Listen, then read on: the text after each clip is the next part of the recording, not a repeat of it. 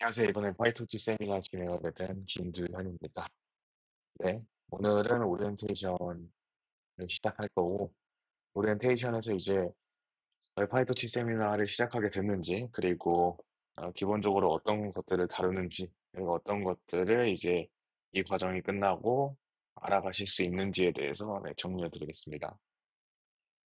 제가 이 세미나를 기획하게 된 이유는, 어, 이제 전기전자공학부 학부 생활을 하면서 사실 이제 인공지능 프로그래밍 같은 것들을 아주 깊이 있게 배우기는 쉽지 않은 것 같아요. 그래서 제가 뭐 개인적으로 이제 컴퓨터 비전 모델 관련해서 공부를 해봤을 때, 어, 어떤 목표를 감에 있어서 이 프로그래밍 툴을 얼마나 잘 알고 있고 하는 것이 정말 중요하다고 생각이 들었어요. 왼쪽과 같이 저는 이제 툴을 모르는 상태에서 시작을 하고 목표를 설정하다 보니까 가는 과정에서 물론 이제 습득을 했지만 굉장히 이제 좀 루트가 꼬여 있었다라고 생각이 들었고, 결국 목표를, 목표를 향해 가면서 제가 느꼈던 부분은, 이런 것들이 체계적으로 어떤 하나의 어떤 시간이나 공간 안에 정리되어 있다면 좋을 것 같다는 생각을 해서,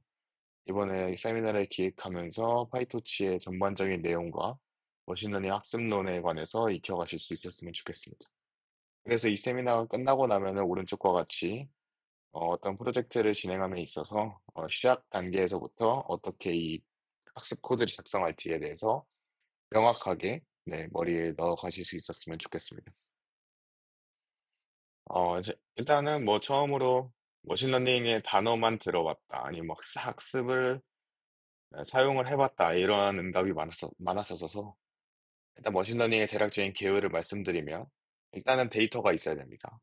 데이터를 가지고 저희가 이제 어떠한 결론을 도출할 건데 그 중간 과정에서 이제 모델을 사용하게 되겠죠. 그래서 모델이 데이터를 받아서 아웃풋을 내뱉는 구조입니다. 근데 이제 모델이 뭐 처음에 딱 완벽하게 뭐 소개가 되는 게 아니기 때문에 이 모델을 어떻게 이제 조금씩 다듬을 것인가. 그 역할을 해주는 게 이제 옵티마이저라고 보시면 됩니다. 그래서 머신러닝은 이 오른쪽 사이클을 계속 돌면서 모델이 아웃풋을 더 잘 만들어내도록 학습시키는 과정을 훈련이라고 하고요.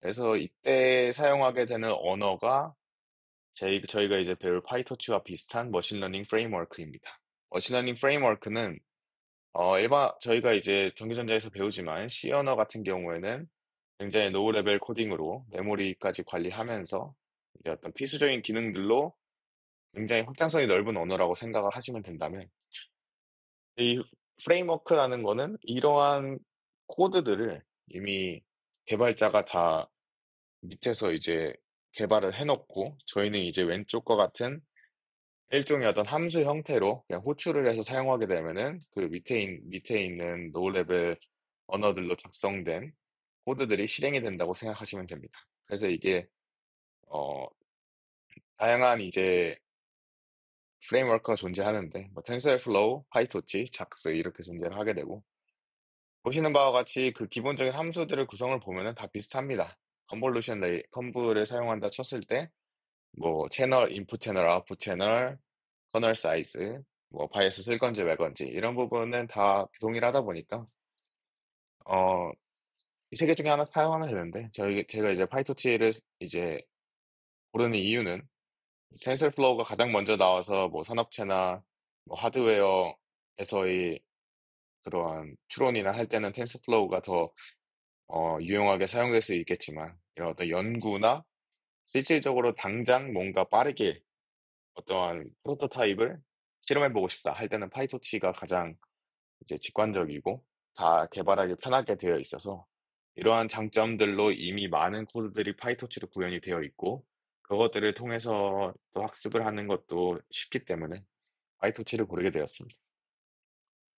그래서 코드는 저희가 사용할 언어는 그렇게 되고, 머신러닝을 사실 머신러닝이다라고 하는 거는 그렇게 부르는 적은 거의 없죠. 네.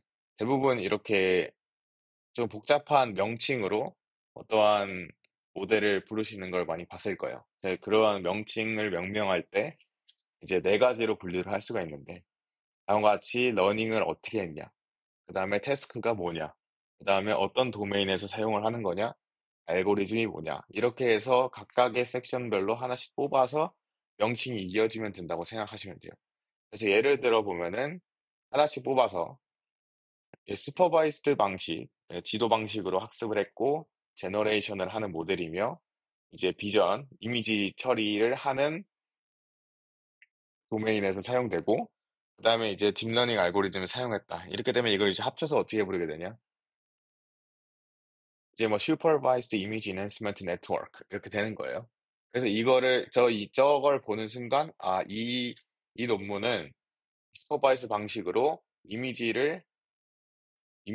개선을 하는 네트워크를 아 제안하는 논문이구나. 그러면 당연하겠지만 컴퓨터 비전 도메인이고 이미지 제너레이션을 하는 그런 태스크를 수행하는구나 해서 이렇게 검색을 하시면은 이 따라락 나오겠죠. 다양한 네트워크들이. 그래서 이렇게 머신러닝 명명을 한다고 생각하시면 되고 그래서 뭐 다 나중에 뭐 찾아보실 일이 있으시면 참고해서 이런 것들에 어떠한 뭐 위화감을 느끼지 않고 찾아보실 수 있었으면 좋겠습니다. 그러면은 이게 뭐 저희가 아까 전에 봤던 그래프인데 이거를 이제 결국 이제 코딩을 해야 될 거잖아요. 그래서 일단 텍스트로 바꿔보면 이거를 데이터에는 뭐 다음과 같은 타입들이 있을 거고 모델에도 다음과 같이 CNN 트랜스포머, RNN, NLP 등과 같이 다양한 레이어들이 있을 겁니다. 저것들은 하나가 모델이라는 게 아니라 저것들을 시퀀셜하게 연결했을 때 모델이 되는 거고요. 아웃풋은 이제 인풋과 같은 타입이 모두 존재할 거고 그때 그 아웃풋을 이제 정답과 비교할 때 사용되는 다양한 평가 지표들, 그것들이 위와 같이 PSNR이나 SSIM, 퍼플렉시티, 뭐 밸류 이렇게 다양한 그런 수치화하는 차이를 수치화하는 방식들이 존재하고 이러한 차이를 보고 어떻게 모델을 더 개선할까를 이제 결정하는 게 옵티마이저입니다. 그래서 다음과 같은 종류들이 있고 이건 이제 추후에 이제 코드를 보면서 더 자세히 설명드릴 거기 때문에 이렇게 된다라고 생각을 하시면 되겠습니다. 그래서 이제 이 세미나를 하면서 어떤 것들을 설명드릴 거냐면 일단은 실제적으로 뭐 논문에서 임플멘테이션한 코드를 바탕으로 그 파이토치 트레이닝의 코드 스트럭처가 어떻게 되는지 말씀드릴 거고요. 그럼 이제 그 스트럭처의 블락들이 존재할 텐데 그 블락들을 각각 설명해 드리고 또 실제 코드에서 어떻게 이 블락이 사용되고 있는지 볼 거고요. 그다음에 간단하게 이제 사이파10 데이터셋으로 트레이닝하는 코드를 스크래치부터 작성을 해볼 겁니다.